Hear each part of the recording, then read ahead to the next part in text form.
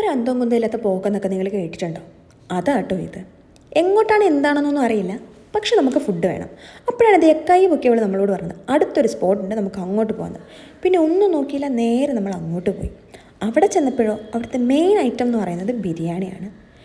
പിന്നെ നമ്മൾ എന്ത് ചെയ്ത് 2 ബിരിയാണി തന്നെ അങ്ങ് ഓർഡർ ചെയ്തു. അപ്പം നിങ്ങൾ വിചാരിക്കും 4 പേർക്ക് 2 ബിരിയാണി മതിയോ?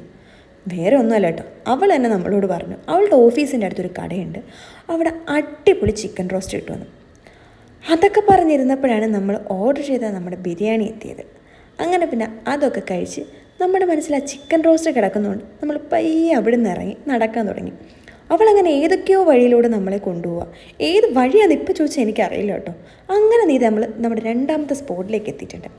പുള്ളിക്കാർ പറഞ്ഞത് ശരിയാട്ടോ, നല്ല ടേസ്റ്റായിരുന്നു, പറയാതിരിക്കാൻ വയ്യ.